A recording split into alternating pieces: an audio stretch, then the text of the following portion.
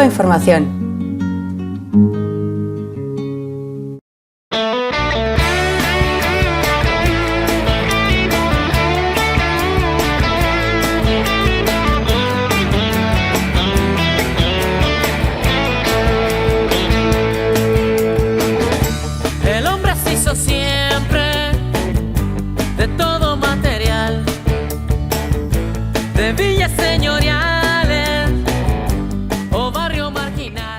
Sé que este es un público que conoce el tema del bloqueo. Estamos ante un grupo de personas que conocen perfectamente la existencia y el propio desarrollo del bloqueo. No obstante, yo voy a hacer una sucinta relación de los temas fundamentales en que el bloqueo nos afecta y algunas actualizaciones que le puedan ser de utilidad a ustedes. Es decir, el bloqueo afecta a Cuba en todos los sentidos.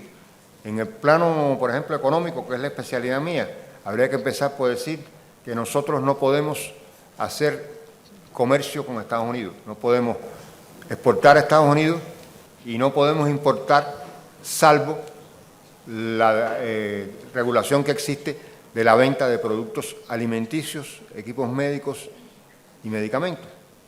Que existe una dispensa que se hizo hace años, después de unos ciclones que hubo en Cuba, se dio esta dispensa y ha habido unas ventas de productos de Estados Unidos a Cuba, porque no ha habido comercio, lo que ha habido son ventas de productos de Estados Unidos a Cuba. Pero incluso bajo esa regulación se hace en términos totalmente discriminatorios. Primero, porque hay que pagar por adelantado. No existen financiamientos.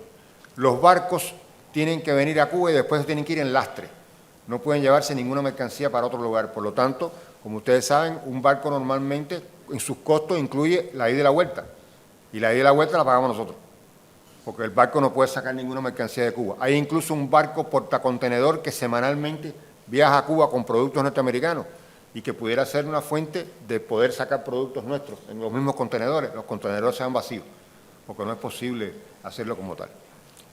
Adicionalmente a esto, y lo más importante, en el caso específico de los equipos médicos y medicamentos, las regulaciones son mucho más restrictivas y exigen que le digamos a qué hospital van para ellos determinar si ese hospital puede recibir o no los productos de ellos.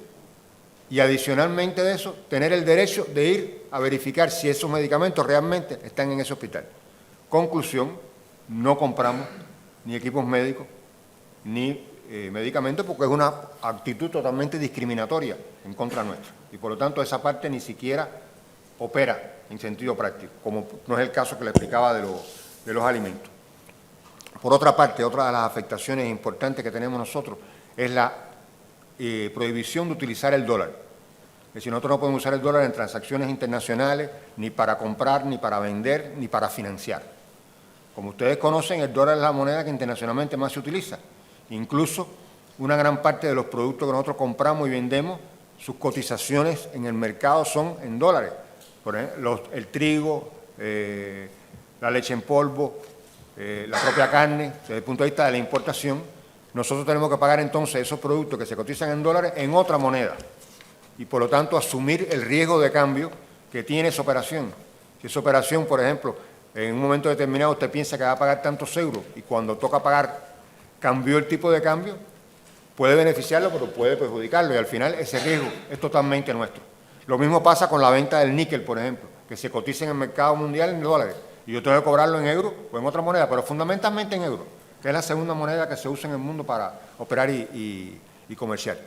Pero a esto le agregamos ahora un elemento adicional que es la crisis que hay en Europa, la pérdida de poder de compra que tiene el euro, la devaluación que ha habido en el tipo de cambio del euro y que eso implica que cuando yo voy a comprar un producto en dólares y lo voy a pagar, tengo que pagar más euros que lo que pagaba antes. Y cuando voy a recibir los euros por una exportación, recibo menos euros. Es decir, que hay una afectación adicional. Y esa es una afectación que en el caso nuestro es mucho más importante que en el resto de la mayor parte de los países, porque casi todos los países en el mundo operan en dólares sin problema. Nosotros no podemos hacerlo. Y ese es un elemento como tal. Adicionalmente a eso, aproximadamente el 50% de los turistas que viajan a Cuba son de la Unión Europea. Y una gran parte de ellos utilizan como moneda el euro. Y con la situación de la crisis que hay, pues no es hay que pensar que en algún momento eso puede afectar el flujo de turistas de Europa hacia Cuba. Porque aunque siguen pagando la misma cantidad de euros, porque no ha habido cambio, porque nosotros cobramos en euros en Europa el turismo, pero la propia situación económica interna en los países trae como consecuencia que en muchos casos las personas deciden no viajar, incluso no coger vacaciones, por la situación económica en el país, y eso puede tener también otra afectación. Y todas estas cosas tienen que ver al final con el bloqueo. Por otra parte, se nos dificulta mucho la obtención de crédito, porque uno, por los organismos internacionales a los cuales no pertenecemos, porque además no queremos estar en ellos porque están controlados y dominados por los americanos. Ese es un tema. Pero el otro es que los Estados Unidos permanentemente presionan tanto a los gobiernos como a las instituciones financieras, entiéndese por ello, bancos y organizaciones multilaterales, para que no financien a Cuba. Y en muchos casos, como ha pasado recientemente, que a lo mejor ustedes tuvieron alguna información por ahí, el banco holandés ING le aplicaron una multa de más de 600 millones de dólares por operar con varios países, entre ellos con Cuba. Y en años anteriores también han aplicado sanciones a otras organizaciones financieras por algo más de 500 millones en su conjunto. Y eso es la administración de Obama, no es las anteriores. Porque hay que señalar ese tema que a veces la gente piensa, no ustedes tienen una información, pero muchas veces yo hemos tenido contacto con varios periodistas en este viaje para tratar de informar de los cambios que han habido en Cuba y además decirle la verdad de lo que pasa. Y entonces ellos piensan que el bloqueo es una cosa que no es como es, pero sí es. Y ellos le dicen, bueno, y ahora que está la administración Obama, ¿las cosas no están mejor? Yo le digo, no, para nada. En lo que se refiere al bloqueo económico, Obama no ha tomado ninguna medida concreta y por lo contrario, la Oficina de Control de Activos Extranjeros, que es la OFAC en inglés, que es la que controla las medidas con relación a un grupo de países, incluyendo Cuba, ha perseguido a las instituciones que hacen operaciones financieras y las ha multado mucho más en la administración Obama que en todas las anteriores, increíblemente. Y además, recientemente, la administración Obama ha tomado algunas decisiones, que ustedes también las conocen, de liberación de remesas, de permitir a los cubanos que viven en Estados Unidos viajar más veces que las que viajaban antes, y además le ha permitido incluso a los norteamericanos hacer remesas a Cuba, aunque no la persona a quien se lo haga no sea un familiar. Y han abierto parcialmente la posibilidad de viajar a Cuba a los norteamericanos por la vía de los intercambios culturales y los intercambios educacionales. Bueno, ya la OFAC comenzó a decirle a las agencias que hacen los viajes a Cuba que quiere ver los programas de los viajes, porque está considerando ya que estos viajes no son solo culturales y educativos, sino que además entre los mismos hay turismo. Es decir, que incluso con la medida que están tomando, al mismo tiempo están aplicando restricciones como tal, en este momento. Desde el punto de vista legal, los instrumentos que con lo que ha contado el bloqueo, además de la proclama del bloqueo a principio de la Revolución, en el año 92, es decir, en el año 91 desaparece la Unión Soviética, en el año 89 desapareció el campo socialista. Y esos señores pensaron que cuando eso iba a pasar, Cuba iba a desaparecer. Y empezaron a tratar de buscar de qué manera apretar a la Revolución Cubana. Y la primera medida que aprobaron fue la Ley Torricelli, en el año 92. ¿Qué implicaciones concretas tuvo la Ley Torricelli? La primera, hasta ese momento, las subsidiarias norteamericanas en otros países podían operar con Cuba. Vendían alimentos, compraban azúcar, compraban café. A partir de la Ley Torricelli desaparecieron las subsidiarias norteamericanas, que podían ser en cualquier país. Y al mismo tiempo se impuso una regulación a los buques que decía que un buque que tocara puerto cubano no podía tocar puerto norteamericano en 180 días, es decir, en 6 meses. Y ustedes se imaginarán que un barco que transita o que se mueve en esa zona donde estamos nosotros, el mercado de los Estados Unidos es el mercado más grande que hay en esa zona y por lo tanto ese es un impedimento adicional. Además de que el que a usted le flete el barco le dice, bueno, como yo estoy sujeto a esta regulación adicional, el flete mío no vale 45, vale 50. Si le gusta y si no le gusta, pues se tiene que buscar a otro. Entonces le cobran un flete adicional como consecuencia de esa situación. Por otra parte, ningún tercer país puede venderle a Cuba producto alguno que tenga más de 10% de producto o tecnología norteamericana. Un ejemplo concreto reciente fue la plataforma de perforación de agua profunda, Escarabeo 9, que durante más de un año, año y medio, la compañía Repsol, que estaba perforando un pozo en Cuba, estaba buscando alquilar, porque eso se alquila, una plataforma para aguas profundas que tuviera menos del 10% norteamericano. Y no había ninguna.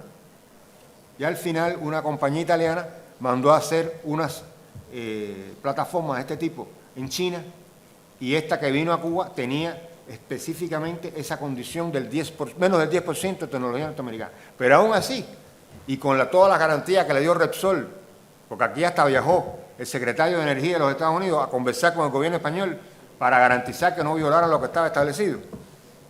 Por encima de eso, los norteamericanos enviaron un equipo técnico a Trinidad y Tobago para revisar in situ la plataforma y verificar que efectivamente tenía menos del 10% de tecnología norteamericana. Fíjense hasta dónde llega esa acuciosidad, esa cosa con Cuba, ellos tienen una cosa con Cuba increíble, es una cosa que, vaya, les da urticaria, vaya. Y nosotros nos alegramos mucho que le dé urticaria. Ojalá le diera algo más y no fuera solo urticaria, pero bueno, por lo menos que le dé urticaria, vaya. Pero es una obsesión con Cuba. Es una cosa increíble, porque, bueno, pero es así hemos vivido más de 50 años. ¿Vale? Y nosotros, mire, mañana va a dar una conferencia sobre el alineamiento y la actualización. Bueno, en la actualización del modelo cubano, a nadie se le ha ocurrido pensar que el bloqueo norteamericano va a cambiar. Todo lo que se ha concebido y se va a hacer es tomando en consideración que el bloqueo norteamericano va a seguir. ¿Vale? Eso es así.